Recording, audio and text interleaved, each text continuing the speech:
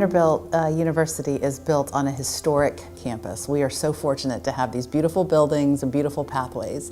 And part of the nature of the fact that we are a beautiful historic campus means that the campus was designed and built and implemented at a time when people were not thinking at all the way we're thinking today about access. I think of the employee who is dealing with some sort of condition that they have to basically deal with as they come to work. So I think about how, as an organization, can we help this employee? And one way that we do that, and I think we do it really well, is really exploring in what ways can we provide this employee with an accommodation? What ways can we help this employee do their job? If you have a visual or motor impairment, there's some areas of this campus that are much less accessible than others. And of course, there's obvious areas in the older parts of campus where you can't even get into buildings very easily if you are using a wheelchair or if you need to use a ramp.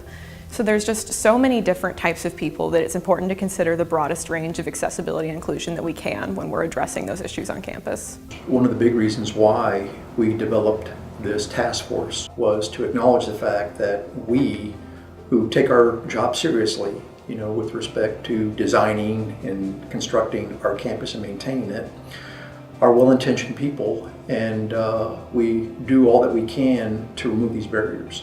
Having said that, we are not aware of all the various challenges that people have. Access for me is making something open and reachable, like a doorknob versus a handle, or a ramp versus stairs, or even a sign showing which way to go.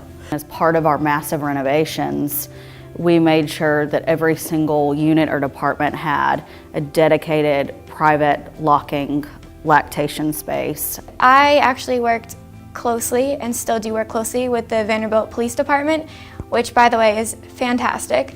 But they right away, like when I asked them, they got the tactile strips, those yellow truncated dome, the bumpy things that you see at the crosswalks. So they did put those at that area. Beauty and universal design, accessibility, they're not mutually exclusive concepts.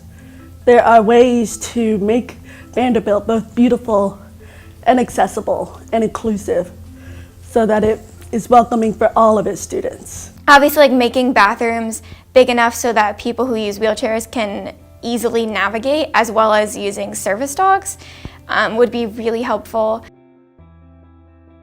I really enjoy talking to my colleagues also about the less obvious things, which might include thinking about bathrooms. Are they accessible to people who don't identify on the gender binary? Thinking about our students who might be going through a variety of transitions in their life with regard to gender identity. And also thinking about people who have needs at different times in their lives, even for a short term. We want to make sure that visitors and anybody who's coming to Vanderbilt for any reason knows that they have a place here.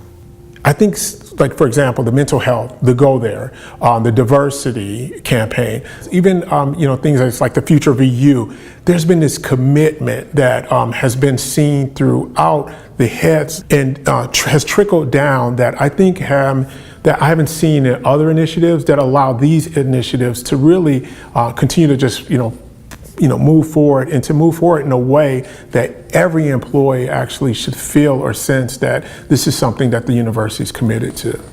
Yeah, I think leadership's already doing, they're doing exactly the right things. And they're not just doing it now with the AATF.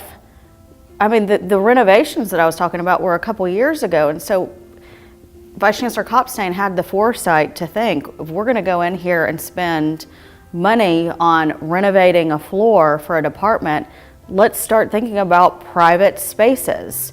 Every time we remove an access barrier, we're starting now with, can you get around on campus? And once we solve that, it'll be a matter of the next layer of that, like lighting conditions, technology in the classrooms. So it'll be it'll be easier to go away from making this an accessible campus to a more inclusive campus.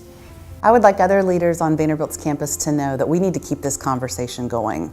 There are ways in which the conversation has changed and grown in the 10 years that I've been a part of it here at Vanderbilt, and there are ways in which we know we're having moments that it's opening up other people to join the conversation all the time. I'm really excited about what we're doing here at Vanderbilt because this happens to be an environment where people are all pulling the same direction, where they acknowledge the fact that we want to deal with this issue And we're doing it because we do want to create this inviting community.